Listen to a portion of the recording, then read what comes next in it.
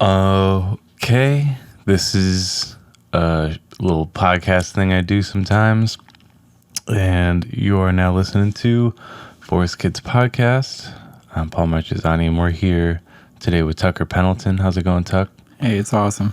All right, that was just like my setup, but I don't really try to keep it super formal. It's very loose. How I kind of keep it going here. I have known this guy for a minute, and honestly, there's not much in the history section that I know about you. Like, I do this to like learn about how people kind of just like why they're doing what they're doing and what they're doing, and maybe like some aspects of like they have sides that people don't know. So I'm just curious to like start this whole thing off, because like you're a musician and whatnot. Why don't you like tell everyone like what stuff you're in? Because I know you're in Phillygreen. I know you do a couple other things though, like here and there though. So like Phillygreen was my first band that I ever played in when I moved to Philadelphia. So that was sort of my jumping off point. And since then, I've played with George E.V. for a little bit. And I'm currently in a band called Humilitarian, a psychedelic rock group, also from Philly. And I am also working on a solo project called Carraway. Carraway, that's right. And I also, what was that? So it's Humilitarian, Phillygreen, Carraway.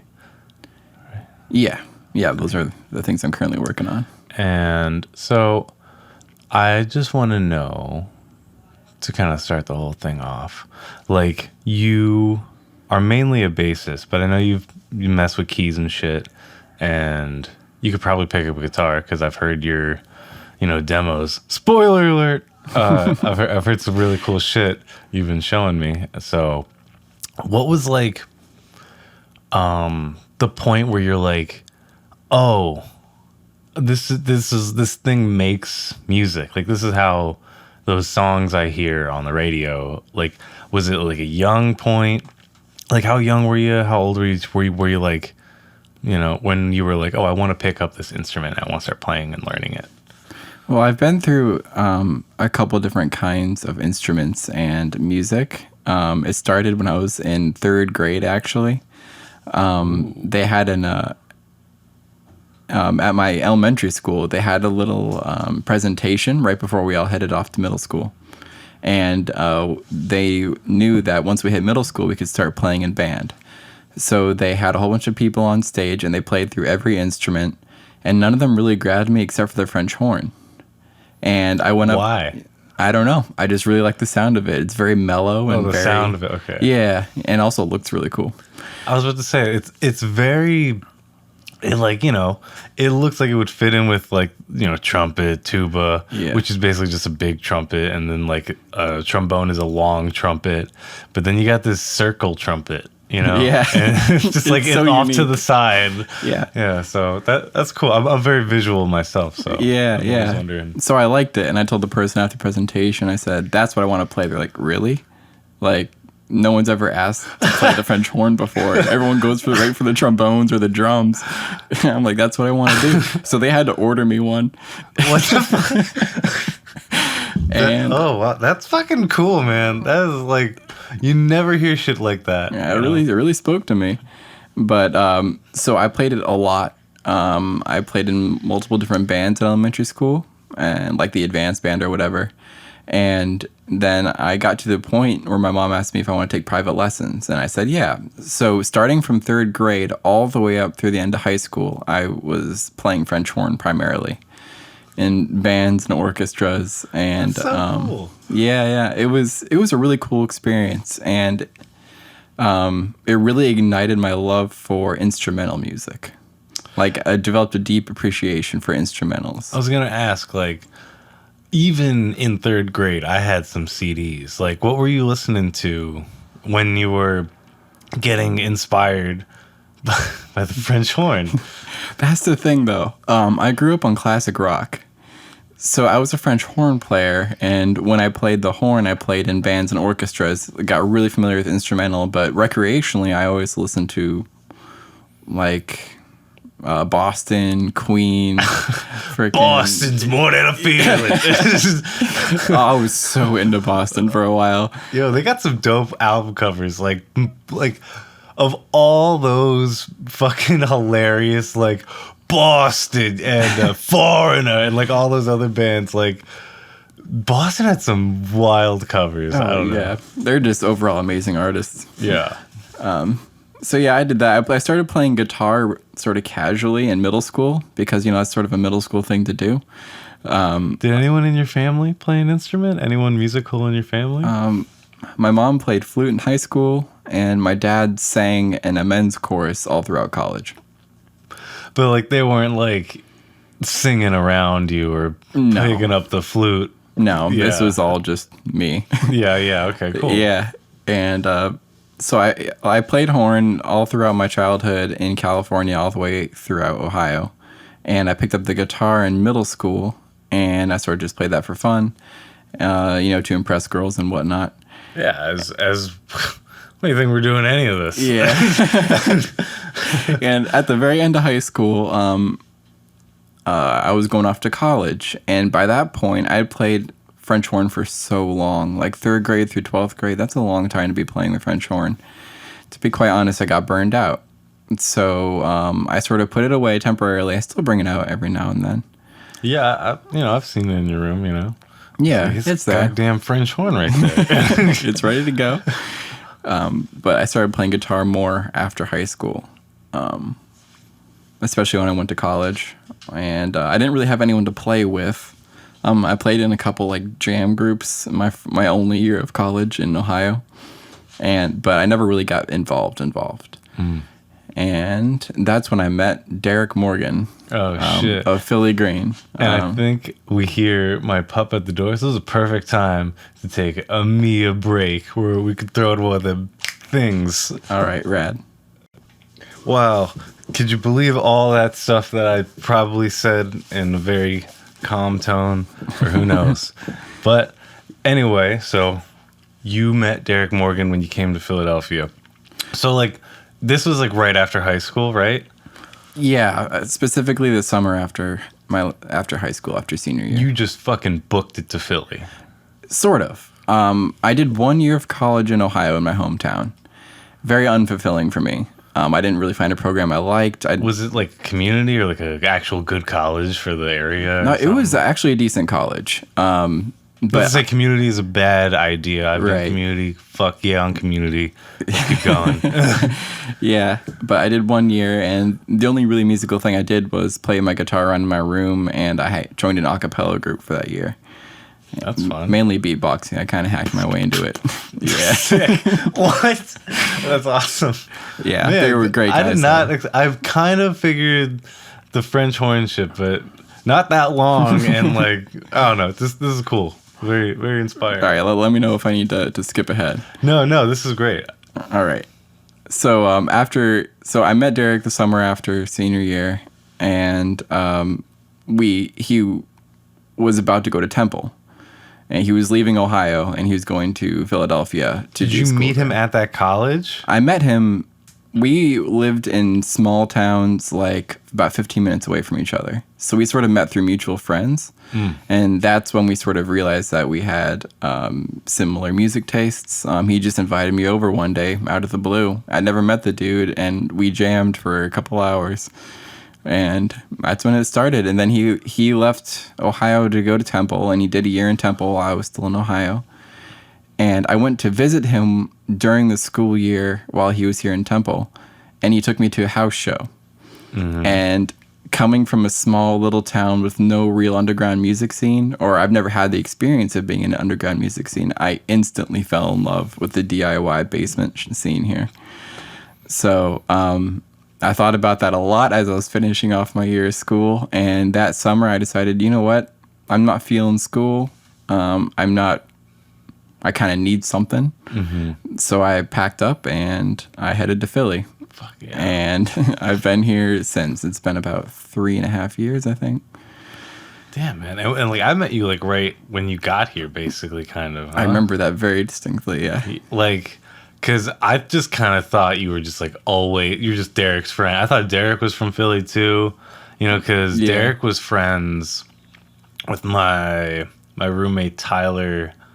I don't know his other, I forget his last name. Who cares? Fucking, and he came over like once with Tyler, and like Tyler is like a political studies major. It's totally not. Yeah, I think I know who you're talking about. In that circle of like who I would expect Derek to hang out with, knowing Derek today.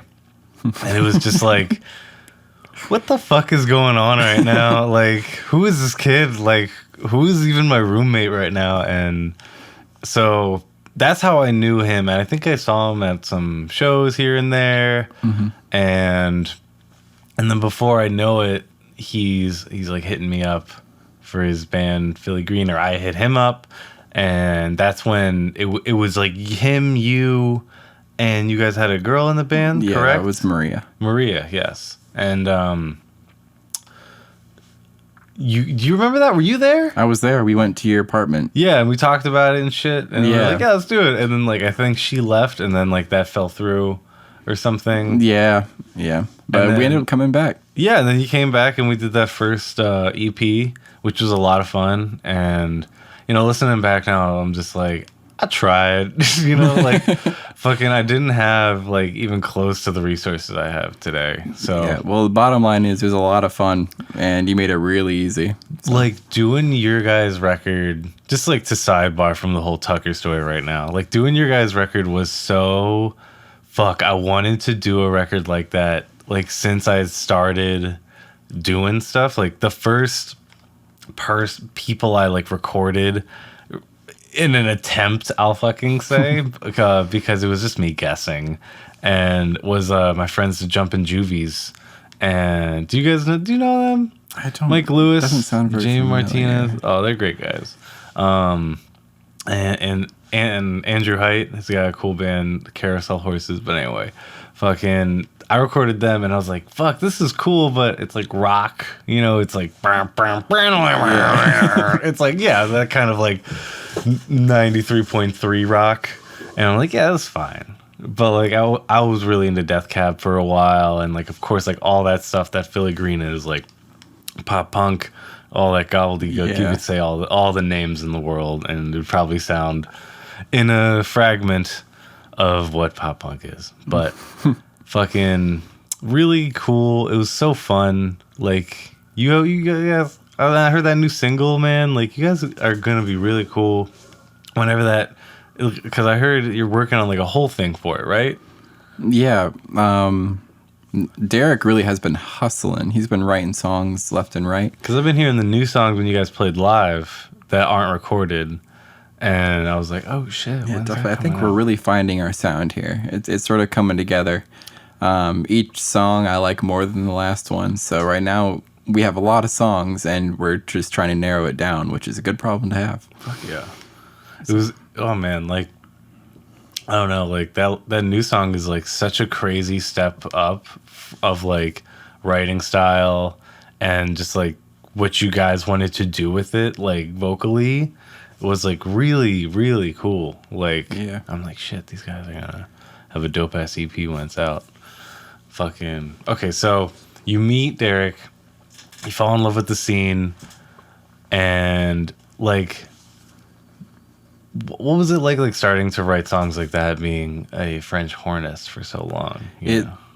It's difficult, and I still work on it a lot. With Phillygreen, I didn't do a lot of the songwriting.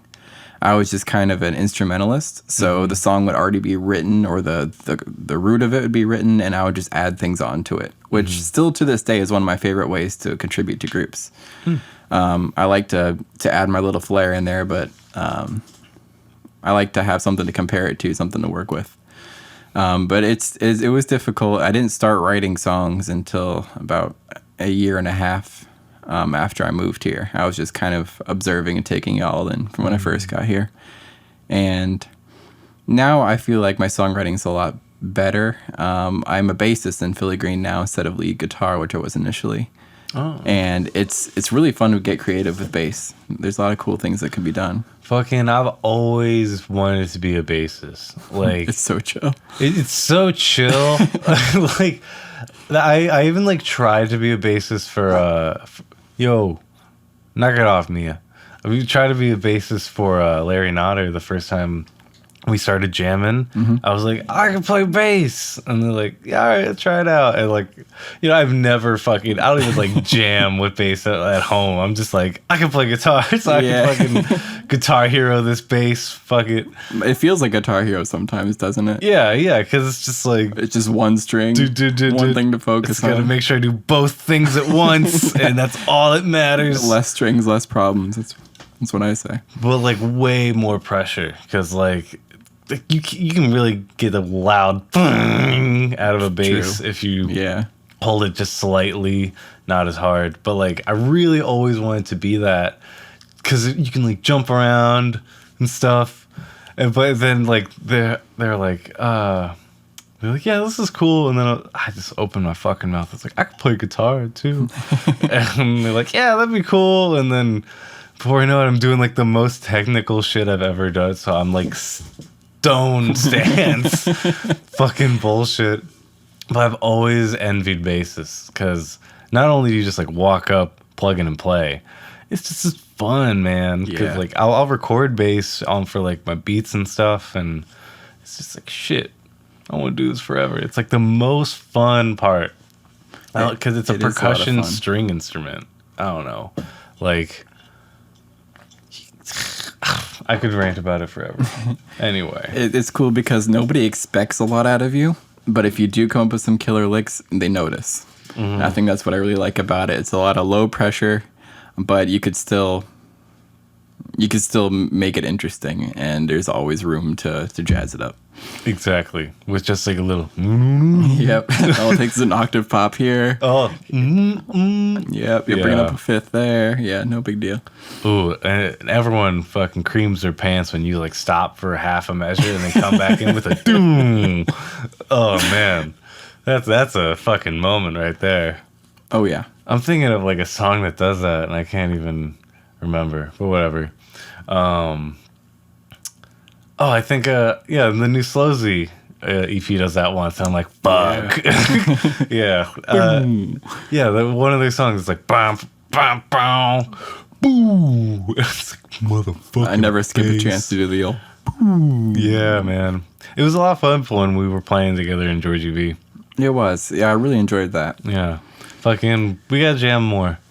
I agree. Fucking, so speaking of jamming, because we all got something going on. Oh, by the way, not breaking social distancing or any of that nonsense, because Tucker's my roommate, and so we're just chatting it up and like whatnot. So don't fret. But anyway, everyone's got something going on in this house, and I hear Tucker practicing sometimes, or he'll come down and be like, yo, check out this demo. I mean, if like you want to see it.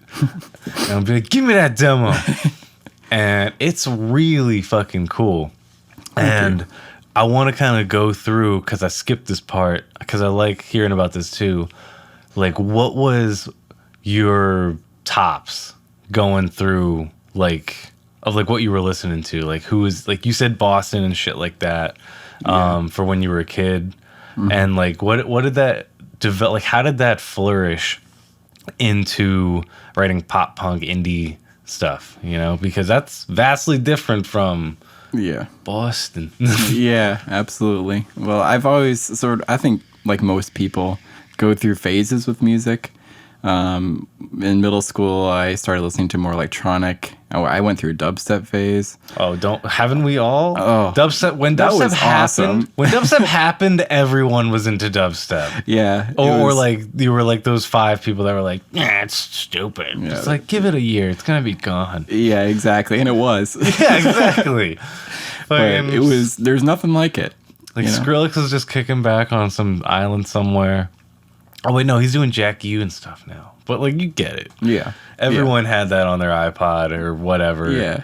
That Scary Monsters and Nice Sprites. Like, what other stuff? Oh my gosh. Because I listened to Nero. Oh, Nero. I remember Nero. Yeah, I listened to a lot of Porter Robinson. Yo, Porter Robinson was dope. I love Porter Robinson to this day. Pretty sure I saw Porter Robinson. Yeah. Do you remember where? It was at Mad Decent, I think, was the festival. Like, I don't go to, like, EDM. I've never gone to an EDM show other than that. Yeah. A festival that I was invited to. And it was the first time, like, it was just so crazy, man. I was just like, oh, it's all about the drugs. Because, like, Yeah.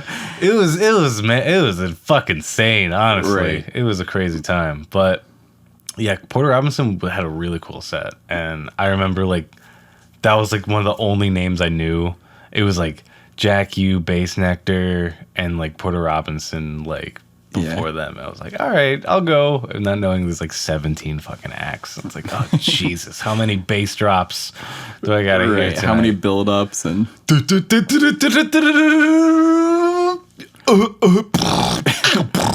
I mean, it's kind of fun, but whatever. It's long. Yeah, I saw Porter Robinson's side project, Virtual Self. It's just one of his alter egos, and he plays. It's a lot more hardcore electronic.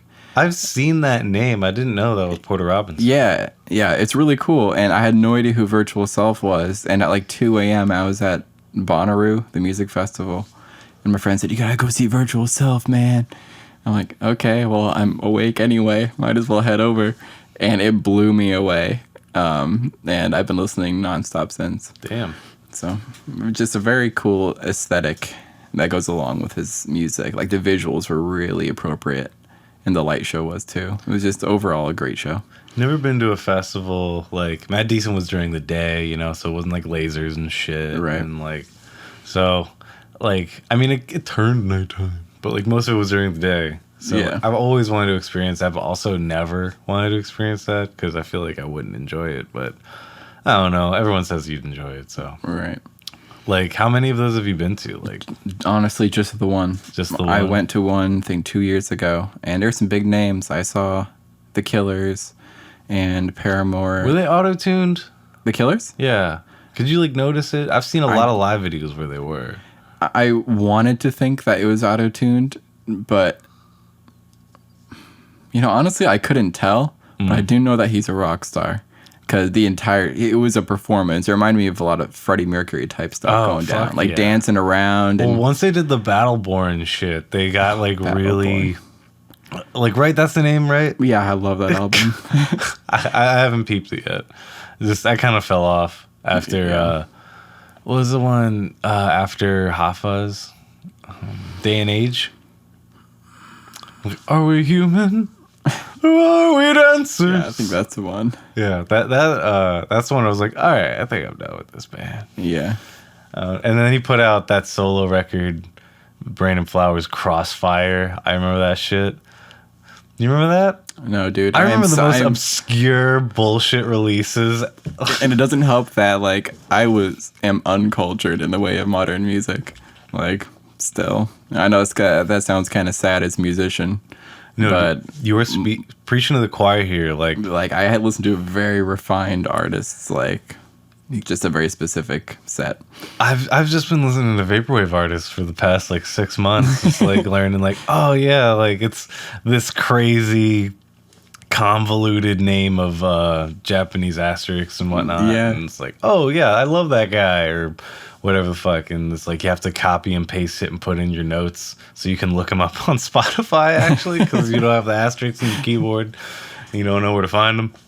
That's just me. But like, I do not know pop music, and I wish I did because maybe I would like make more poppy shit because I'm trying to make poppy shit, and it's just like I don't know. It's hard pulling inspiration from something you like want to try, but you're also like I don't like what do you like? Like what do you want me to say right here? Absolutely. Like I had this one song where it was just like this hook, like with like a synth. And I just didn't know. I'm like, there's gotta be some repeating lyric where like someone's like, everyone's partying. Like I don't know. Like, let's get drunk. Like, what do people scream at clubs? I don't go to them. Like, Right. I gotta like look up some videos of like clubs, people doing dancey things at them. What do you shout at the music? club? Yeah. What is an appropriate Siri. thing to shout in the club? Oh, yeah. Drinks. Oh, that's a good one. You can just say drinks. Over and over again. Yeah. Drinks. Yo, drinks. I'm gonna do that tonight. So like this Carraway stuff, Yeah. I'm sure everyone is like, what's this gonna be? Tucker's making solo project? I say what? I do what? So what can people expect from this? Like, what's like your inspiration behind this? What have you been listening to going like, shit, I want to write some sauce like that. You know what I mean? Yeah. Like, what's been tickling your fancies? Well, that's been the big question. Carraway's gone through many different phases. Indeed. It started off like an extremely emo, extremely pop punk sound.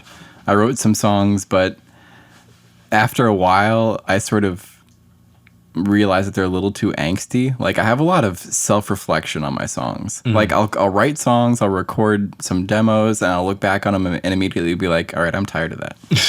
And that has repeated so many times. Like self-reflection is in like after you write it, you're already disgusted with it. I spent so much time on it, and I become so familiar with it. By the end of it, I think, oh, that's not me.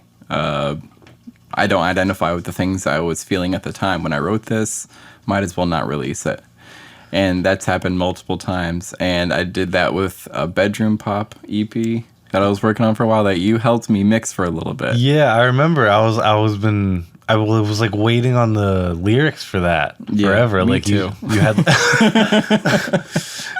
That's how it goes, man. Fucking like because you sent me these 4 tracks and one of them had lyrics on them and the other had like half lyrics on them. Yeah. And they were catchy. Like they had the ability to be something, but like I could also tell like you didn't like them and like you didn't want to like work on them. And I was just like, okay, well, you wrote them, so whatever you want to do, man. Yeah. So I'm kind of the same way with like a lot of projects I've had where, I mean, like I wrote like a super sad like EP like back in 2019 when I got broked up with, and I was like, I'm all sad, come back and shit. And then Just the Architects. yeah, and I was gonna have you play live for that, and then like, you know, like a month or two passed, and I'm just like, I'm just gonna pretend those songs never happened, maybe.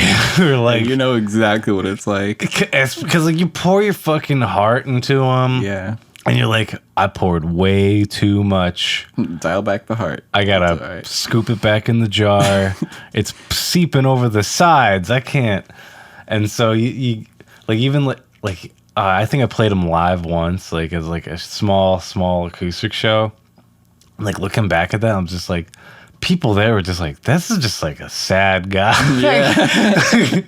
It's like, shit, no way. Yeah. I gotta redo these lyrics or some fucking thing. Yeah, Like, sometimes I'll write lyrics for a song and then I'll listen to it and be like, who hurt you? that's what I'm Like- saying. Like when I actually sit down with the fucking pen and paper and I'm like, oh, this is the first verse, and this is the chorus. Like it's horribly subconsciously deep. Yeah. Or no, the worst is when I just hit record and I'll just be like singing along and it's about this because I'm this way because this happened to me, and I'm like, holy shit, what the fuck, I need to work this out, because like you'll bring up things that your subconscious is like holding and you're like, I just it's- recorded that. Yeah. I need to talk to myself for a while.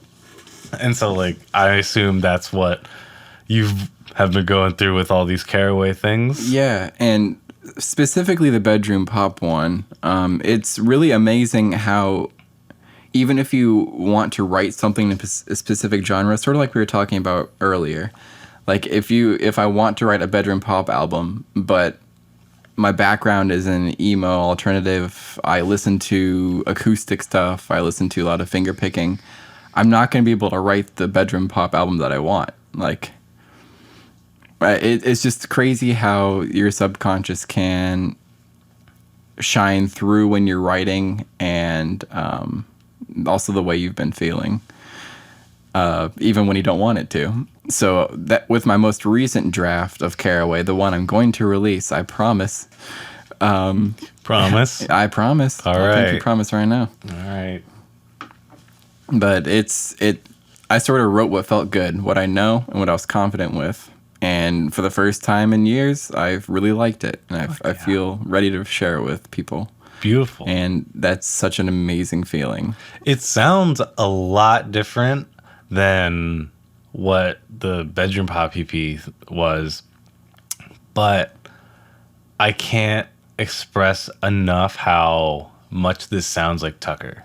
You know what I mean? Like, if I heard, like, it's just like this, I don't know, it's just very smooth and gentle, but like also passionate. And I don't know, man, like those little demos were fucking sick. And Thank you.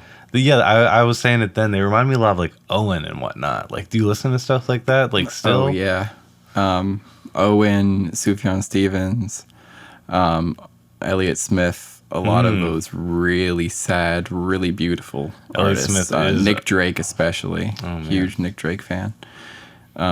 That plus bands like Modern Baseball and Slaughter Beach Dog, my number one, Jake Ewald. If you hear this, let's hang out.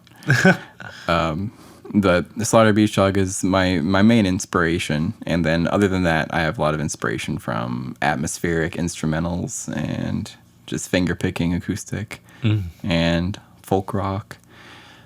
So it's all those genres that really resonate with me, I feel like shown out a little bit in this EP that I'm writing. Have you ever like dabbled in like ambient at all, or like post rock stuff like that? Because there's a record, a couple albums of like Geotic kind of remind me of like similar vibes you give off, and same with like Bibio has a lot of ambient. Oh my god, do you like Bibio?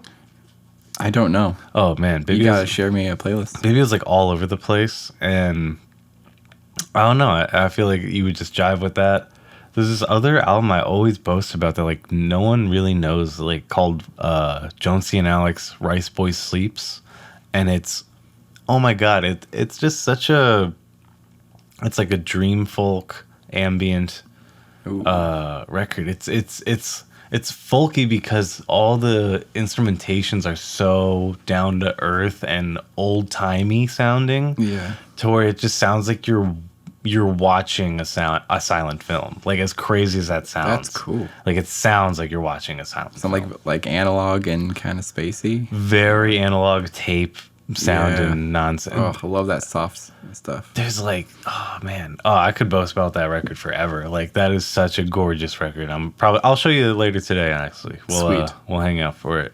And so, wrapping up today, which I think was a great episode. I'm very happy you joined me in my room with my doggy sleeping on the bed. Oh babies. So what are you thinking with this? What's coming? Is it going to be an EP? Like, how many songs are you thinking? 5 songs. 5 songs? And could you give an ETA perhaps? Because I don't even know when I'm going to fucking put this podcast out. So yeah, I don't have an ETA. I'm meeting with one of my friends to start sort of mixing it next week. I think it's safe to say I'll be ready to release it end of August, early September. Beautiful. So it's really coming along. I'm in the final stages here. Lyrics are just about written, and right now we're sort of in the finishing touches. But I'm beyond excited to get it finished and have something of my own to release to the world. Fuck yeah. And how are you going to spell that Carraway? Is it like why don't you fucking spell it? Carraway, like Nick Carraway. Oh, okay. That's pretty fucking simple. Sounds like how it smells. Yeah. and I can't spell for shit. If anyone did good, like, Paul. if anyone like looks at the website, the Forest Kids website with like a fine tooth comb, they'd be like, "What the fuck?" Like half the time. Oh my god! And, you know, it's. I feel very proud of finishing this one EP, but I will never stop being amazed at how you release music so often, because it's just incredible how you have a specific sound for each of those aliases, and I wish I had that. Like, what's your thought process when you're writing for one artist versus the other? Is there anything, or do you just sort of go for it? Oh, buddy. Thank you, first off. Second off, it's kind of like, remember how you said like you tried all these avenues for Carraway? Yeah. Like, I never throw shit away. Like, because I feel like there's a value in almost everything. And like, whether it be like one riff in the whole fucking thing that's for 2 seconds or something, like, I still see there's like, that's some value in there. Like, even like I'll remember like what I was feeling when I wrote that. So I keep shit around. And so like when I'm writing stuff, it's sometimes, at least now, I feel like I got the hang of it. But like for a while, it was like, because I would just sit and just start slamming on some stuff, you know, like whatever. Let's turn some knobs. Let's add this in there. Yeah, take that out. Add this in there. That was the one. And fucking by the end of it, I'm like, okay, this doesn't sound like this. It's definitely not a Forest Kid song. This isn't a Crossing Bridges song. Oh, this could be a new project. And that's like kind of how it started with like, I have this old EP that like I never put out. It doesn't sound like the project I had it for. It doesn't sound like anything I have. New alias. And then, and then like I'll like retouch it up. I'll master it again. And like the best of my ability, so it's like updated and like fresh, but still will have like improper recording techniques on it and stuff because it's older, which is why like some stuff I put out still is like I can't fix because I recorded it horribly when I didn't know what I was doing because I did it in 2015 or whatever. And so a lot of it's like now I know like, okay, if I do this, it is for this. If I do this, it is for this. Like, I Miss You is obviously all guitar. Yeah. But if I have, like, just an electronic song with, like, a beat and synths and stuff, like, I have to really sit back and be like, okay, what am I going to put this on? And then how can I shape what I have right now to make it for that even more? And so it's kind of like I have to plan it out. But it's really just fucking whatever when I'm starting it, unless it's like I'm making a lo-fi song. I gotta have the drum set. You can't just have a and then edit it down. You're just making it hard for yourself. So it's kind of like that. At first it was just a guess, but we're the same, you know. You made a bunch of different styles. You fuck with different instruments, but like you just saved yours. I just saved mine, and, you know, I'm narcissistic a little bit. I'm like, everything's somewhat good. I don't know. I like the sentiment of everything has value. That's something I can remember moving forward. Yeah. I don't know. I just try to not seem weird about it, you know. Yeah. I have a lot of music, and it's annoying. Not annoying. It's just, like, awkward to be like, so you do music? What do you do? Forget about it. I don't do music. Right. Like, then the equivalent of me telling them. But I appreciate the interest in that for sure, and always willing to help out with anything you got going on, my dude. All right, thank you, Paul. Thanks so much for coming on, my man. I appreciate it. It's been real fun. It's been real as fuck. Look out for Phillygreen, Humilitarian, and the biggest of the three, Carraway. That's gonna be on your Spotify playlists and shit. Watch it, and it's gonna be on the radio. I don't know. I'm gonna stop talking. But thanks so much for tuning in. We'll see you next time. Later.